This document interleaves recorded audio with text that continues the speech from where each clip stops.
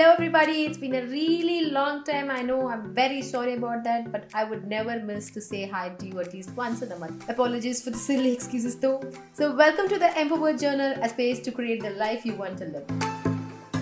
I have close to 7 unanswered questions since after the last episode on how to handle your peer pressure. I promise guys, I will definitely not miss any of those, but you need to wait till the new year because I'm working on something really exciting, at least for me. That is nothing but season 2 of the Empower Journal, where we will have direct audio questions from the audience and also views and insights from the experts. I know that sounds too cliche, but I promise I'll try to make it as interesting as possible for you all. Before we get started with our question of the week, I want to say this, probably a kind of disclaimer. Everything on the show might consist of my personal opinion for information purposes only. With that, let's get started with the show.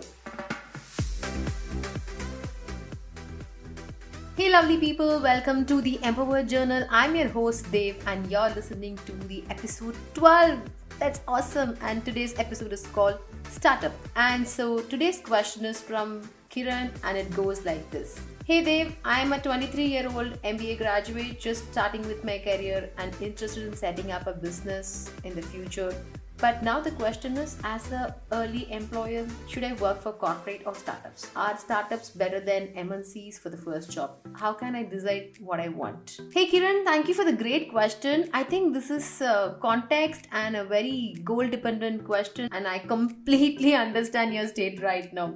Just out of college, a degree in hand, and you're confused where to start. Since you come up with this question, I kind of sense your interest working for startups too, Kiran. Your friends and family question your choice, leaving you confused and unsure, where you end up doubting your own decision or choices, right? You know what? It's impossible to answer in a vacuum. It depends on what you value in a job, whether it's freedom, high salary, or you want to make an impact in the company, or a well-defined career path, or like you said, experience for the future goal, or just a skill set. According to me, the first 5 or 4 years is a time filled with discovery for one's professional life. In fact, to take risks or even to make mistakes. Because most of the individuals know what they want to do and become that a few years down the line. But the problem is they do not know how to get there. That's especially because of the excess of options in the market. So let me start with the statistics. I'm assuring you it's not going to be a long or a boring one. It's just a quick analogy. A 10-year study on a CEO club states that more than 60% of CEOs took a smaller role or moved to a smaller company to take on a greater responsibilities and took opportunities to build something from the ground and made a bigger impact. Exactly. So the key takeaway is smaller companies and startups have helped CEOs build skill sets and got their achievements noticed. So the story goes like this. Think about this. For a 7-year-old, is it better to learn to ride a bicycle or clean a car? That's the exact difference between a good startup and an established big company. In a good startup, you learn things at a faster pace, you innovate, you fail, you throw it away, you innovate again, you win or learn. In a big company, you fix what is broken because you don't have the luxury to throw it away. Getting a chance to innovate is very slim. You have to compromise with your potential, hence the high salaries. From my professional experience, I generally prefer to work in a startup arena simply because I like the ability to be able to come up with a concept and not to go through 10 levels of red tape to be implemented. Because I have worked for 3 startups and 3 big companies and I got different things out of each company.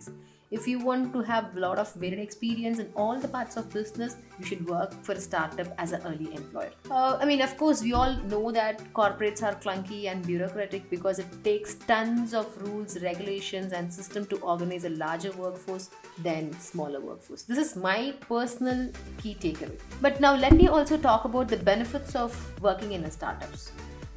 Startups are quite famous because every employee has a voice. There are a lot of intangible rewards to working with a startup, if you realize. Like you can actually take real ownership over your work, be proud of your contributions, and have a measurable impact on the company's performance.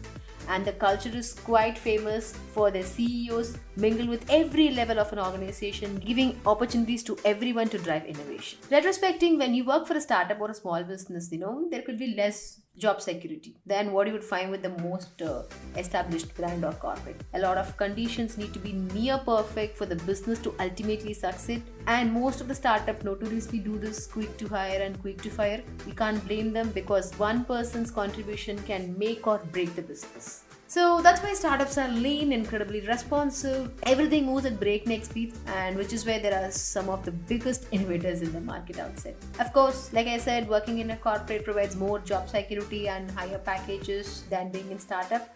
But if you decide to target startup employees and want to work with small businesses as startup, here are a few tips on how to position yourself for your success. Tip number one: before meeting the entrepreneurs, research the company, their competitors, and if possible, know about the interviewers also. Every employee makes essential contribution to a startup, and it's just important to understand the organization before you step inside that. Tip number two: use the product and appreciate the company's vision. Let me explain this. Startups require significant time commitments. So you should feel passionate about the work because it's just not a job. It's a vocation. It's like you work when you're having fun. You believe in the company and their mission. So that's how it works. Tip number three: act like a consultant during the interview. Do not position yourself as an employee because that attitude never helps. Ask questions about the employer's pain points. Share your ideas. Explain what further steps you would take to make improvements. I know it would take some time, but still do it to an extent of possible. If you are asked to complete a trial assignment, put 110% effort into it. It will definitely help to evaluate your own interest in the position and also showcase your qualification to the employees. For God's sake, be transparent about what you are still learning, because every position at a startup is a stretch rule. You are expected to learn and grow continuously on the job. Sometimes, in fact, it can be an entirely new vertical. And remember this, your job title and descriptions are only for formalities. And here comes the last tip: speak to their level. I can't emphasize on this. Don't get bogged down in the details of your work. And especially when you're part of the management. Because busy leaders often get bogged down by solving every problem their team faces. That's seriously the biggest pain every entrepreneur faces. Do your boss a favor and find workarounds rather than just surface issues. I believe these tips could definitely help you to position yourself better. Personally, if you ask me, I have had amazing experiences working for startup and smaller companies because I never felt quite at home in big companies. Your mileage may vary. At the end of the day, good employers come in all shapes and sizes. It's all up to the individual how the person takes the opportunity. It's not a matter of MNCs or startups. Okay, one more thing to remember: don't get too comfortable and just stay where you are. Ask yourself this question: do you have 5 years of experience or 1 year of experience 5 times?